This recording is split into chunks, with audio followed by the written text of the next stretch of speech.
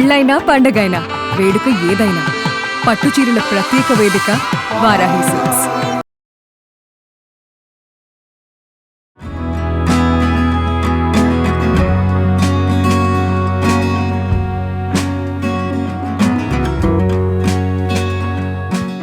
Nandini milk సమర్పించు Ugadi special ఎపిసోడ్కి స్వాగతం. Suman TV ప్రేక్షకులందరికీ ఉగాది శుభాకాంక్షలు. నమస్తే రమగారు, మీకు కూడా ఉగాది శుభాకాంక్షలు. నమస్తే జయ, ఉగాది శుభాకాంక్షలు. సుమన్ టీవీ ప్రేక్షకులందరికీ ఉగాది శుభాకాంక్షలు. ఉగాది పండుగ వచ్చేసింది. షడ్రుచులతో చక్కగా ఉగాది పచ్చడి చేసేసుకుంటాం మనం ప్రతి సంవత్సరం. నాకు వేప చెట్టు చూడగానే మీరు గుర్తొస్తారు అమ్మగారు, మీకు చాలా ఇష్టం కదా. చాలా దానికి తోడు చిగురు గురించి ఎప్పుడు చెప్తూ ఉంటారు, వేప చిగురు తినేస్తానని. ఆల్మోస్ట్ ఇక్కడ కూడా కొంత వెళ్ళిపోయిందండి రమగారికి. అలాగా చాలా మంచిది కదా. ఇది ఉందా చూడు, ఇవన్నీ వదిలేసి ఈ చివరి చూడు ఎంత బ్యూటిఫుల్ గా ఉందో. అదే కదా, అద్భుతం. ఆ చివరి 4 ఆకులు అలాగా తుంపి మై గాడ్ సూపర్. తినేస్తే బాగుంటుంది. అవును, రక్తం శుద్ధి అవుతుంది ఆ వేపతోటి. వేప గాలితో లంగ్స్ శుద్ధి అవుతాయి. అవును, వేప లోపలికి వెళ్తే పొట్టలో రకరకాల పారాసైట్స్ ఉంటాయి, మొత్తం క్లియర్ అయిపోతాయి. కానీ వేప గాలి తగలటం ఎంత అదృష్టం కదా కదా రమ్మగారు. చాలా అదృష్టం. ఒకవేళ మనకు చుట్టుపక్కల ఎక్కడైనా ఉండి వాటి కింద నుంచి మనం నడవగలిగే అవకాశం ఉంటే సూపర్. అవును, మన స్టూడియో చూసారా రమ్మగారు, అంతా మామిడి ఆకులతో ఎంత బాగా మన పిల్లలు మొత్తం మన యూనిట్ కెమెరా యూనిట్ మొత్తం కలిపి చేశారండి. చిలకలు కూడా బాగున్నాయి చూడు, చక్కగా అన్ని చేశాడు. చిలకలు బాగున్నాయి, చాలా బాగున్నాయి కదా. మార్నింగ్ నుంచి చేస్తానే ఉన్నారు రమ్మగారు. అంటే న్యాచురల్గా ఉండాలని చెప్పేసి చక్కగా మామిడి ఆకులు వేపాకులు అన్నీ కలిపి చేసేసారు.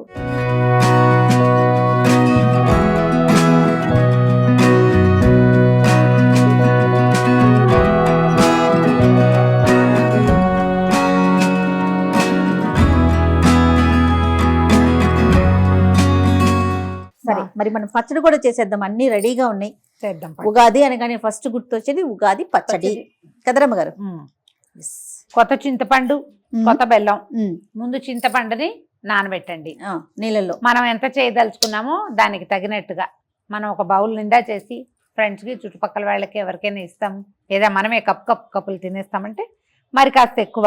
అదిగో ఆ పాత్ర చేద్దామని కదా ప్లాన్. అవును అవును, కొత్త కుండ తెచ్చుకున్నాము. బా ఎంత చల్లగా ఉంది రమ్మగారు, నీళ్ళల్లో నాని చల్లగా అనిపిస్తోంది.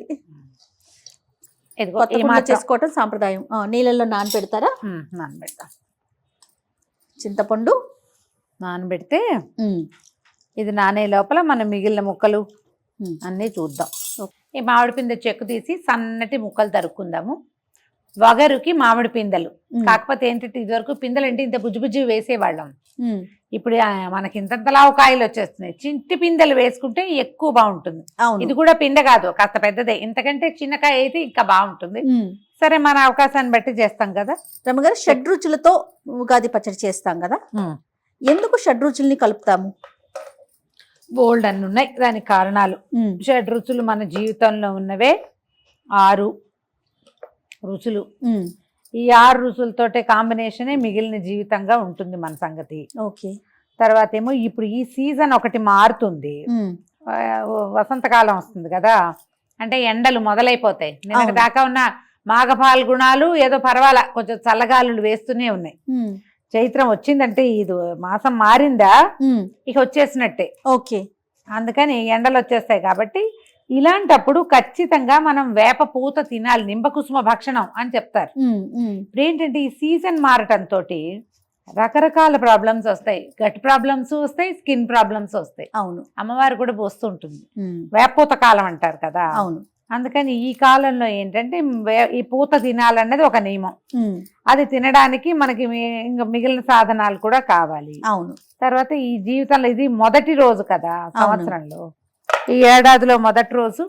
అన్ని రకాల రుచులు కనుక తింటే ఓకే, ఈ షడ్రుచుల సమ్మేళనంగానే జీవితం ఉండాలని, ఉంటుందని, ఉంటే బాగుంటుందని ఆశిస్తూ మనం ఇవి తింటాం. ఉగాది పచ్చడి చేసుకుంటాం. అయితే ప్రాంతాల వారీగా చిన్న మార్పులతోటి బేసిక్ ఉగాది పచ్చడి ఒకటే. ఇందులో ఏమేమి వేసుకుంటాము? ఉప్పు, కారం, తీపి, పులుపు, చేదు, వగరు, అంతే. అంతే. ఉప్పుకి ఉప్పు, కారానికేమో మిరియాలు వేసే వాళ్ళుట పూర్వకాలంలో మనం ఇప్పుడు పచ్చిమిరపకాయలు వేసుకుంటున్నాం. కొన్ని ప్రాంతాల్లో ఎర్రకారం ఒక చిటికెడు కూడా వేసుకుంటారు. మీ ప్రాంతాలను అలవాట్లు. బట్టి మన అలవాట్లను బట్టి. మిరియాల పొడి వేసుకోవచ్చు సన్నగా. మనకు బెల్లము మిరియాల పొడి కలిస్తేనే మనకి టెంపుల్ ఫీల్ వచ్చేస్తుంది, పానకపు రుచి వస్తుంది కదా. అవునవును అవును. అలవాటు ఉన్నా అవకాశం ఉన్నా అది వేసుకోవచ్చు. పానకం అంటే గుర్తొచ్చింది మనకి శ్రీరామనవమి ఉగాది అయిపోయిన వెంటనే అది కూడా వచ్చేస్తుంది. అవును, పానకం కూడా చేసుకుంటాం మనం. ఉదయాన్నే ఫస్ట్ పచ్చడే చేసేస్తాం కదా రమ్మగారు. స్నానం చేసామా చేసి పచ్చడి చేస్తాం.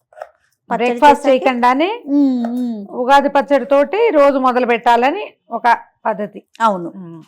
ఇప్పుడు ఉప్పు కారానికేమో ఇవి వేసుకుంటామా, తీపికి పులుపుకేమో, తీపికేమో బెల్లము, పులుపుకేమో కొత్త చింతపండు. సీజన్ ఇప్పుడే కదా మొదలవుతుంది. అవునండి.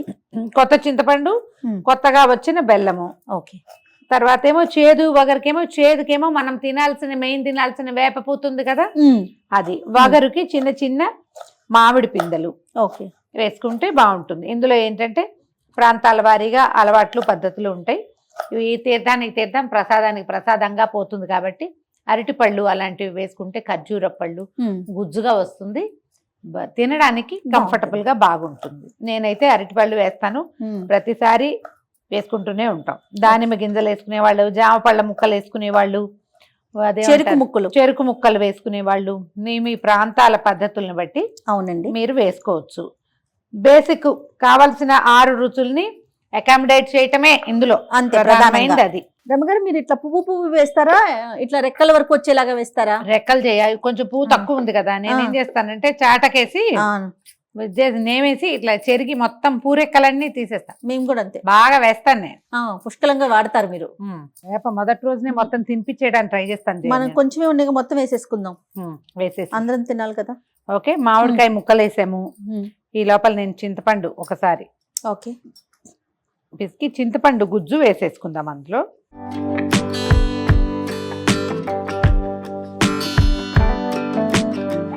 చింతపండు పులుసు వేసుకుందాం. ఇది కుండలోనే చేయాలన్న నియమం ఏమీ లేదు, స్టీల్ గిన్నెలో కూడా చేసుకోవచ్చు. మేము ప్రతిసారి అక్కడంతా కుండ అనుకుంటుంటాం, తర్వాత ఏమో కొంచెం అథెంటిక్ గా చేసి చూపిద్దామని ఈ ప్రయత్నం చేస్తాం అంతే, అంతకంటే ఏం లేదు. రమ్మగారు నాతో కొత్త కుండ కూడా కొనిపించారండి. అదే అది ఓకే, అదొక ఫీల్ కదండి. ఫీల్ కదా, అంతే. మీరు మిరియాల పొడి వేసుకుంటారా, పచ్చిమిరపకాయలు వేసుకుంటారో చూసుకోండి, మన దీన్ని బట్టి. చిన్నపిల్లలు ఉంటే మనం మిరియాల పొడి వేసేటట్టయితే కొంచెమే వేసుకోవాలి. ఈ ఘాటుగా ఉంటే పిల్లలు తినకపోయారంటే వేస్ట్ అయిపోతుంది. పచ్చిమిర్చి అనుకో, దీంట్లో నుంచి అంత కారం రాదు, తీసి పక్కన పెట్టుకోవచ్చు కదా. అందుకని ఓ 2-3 పచ్చిమిరపకాయలని చీరో లేకపోతే తుంచో, చూడండి బెల్లం చూడండి పడేయండి, వేసేయి. చాలా ఇంకా చాలు. ఇంకేం కావాలి రమ్మగారు? బెల్లం, ఉప్పు,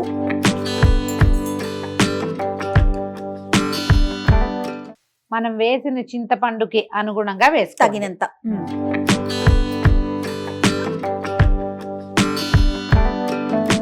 రెమ్మలు రాకుండా చూసుకుంటే, పుల్లలు లేకుండా చేటలో గనక వేసి మనం ఇట్లా నేమేమంటే ఇది వచ్చేస్తుంది, పువ్వులు సెపరేట్ గా ఇలాగా కాడలు సెపరేట్ గా వచ్చేస్తాయి.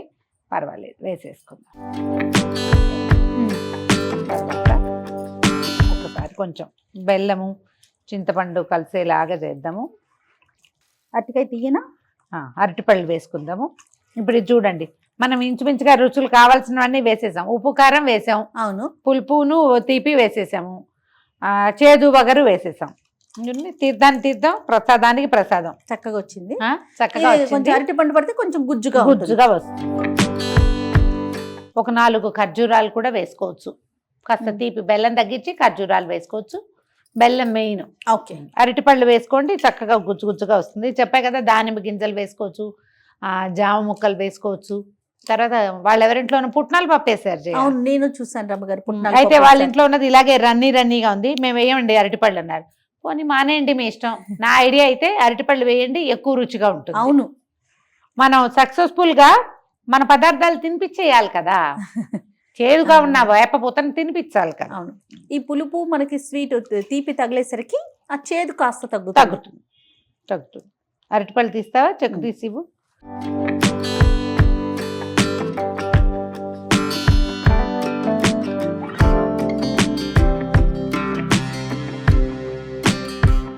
అట్ట పట్టే రన్నీగా పరిగెత్తకుండా పంచామృతం లాంటి లుక్ వచ్చేలాగా చేయండి, అప్పుడు బాగుంటుంది.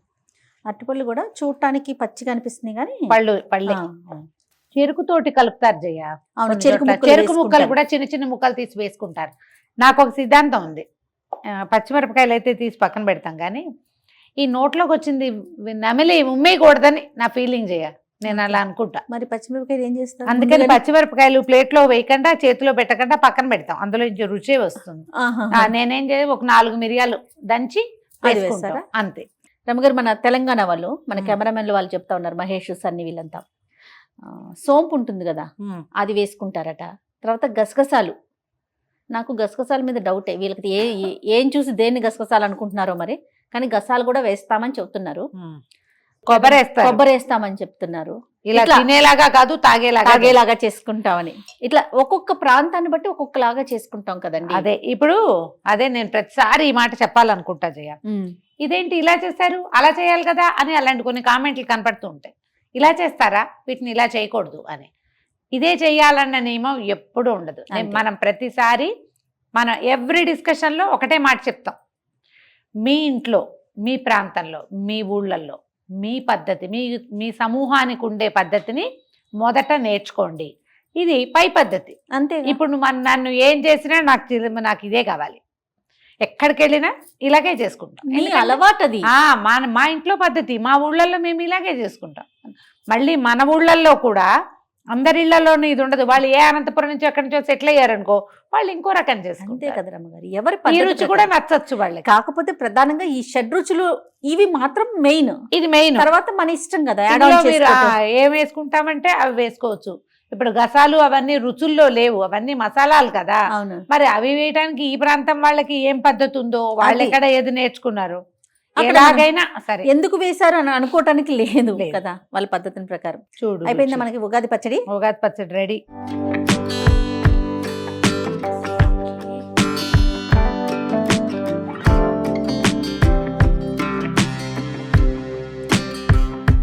ఏమేం రుచులు తగులుతున్నాయో చెప్పు. చకచక కళ్ళు మూసుకుని.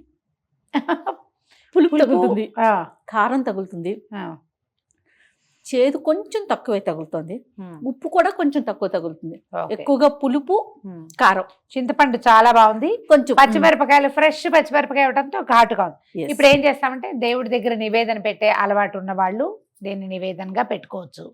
నివేదన పెట్టాం, మనం ఒట్టిగా తింటాం అనుకోండి.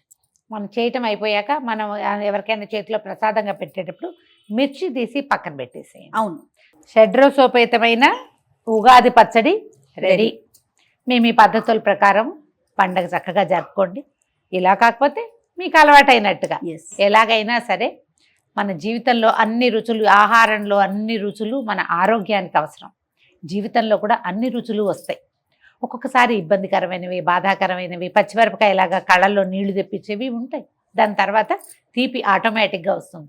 సీజన్ మారి మొన్నటి దాకా ఆకులు రాలి ఇప్పుడు ఈ సీజన్లో చిగుర్లు పెట్టినట్టు, ఋతువు మారేసరికి చిగుర్లు పెట్టినట్టుగానే మానవ జీవితం కూడా అలాగే వెళ్తుంది.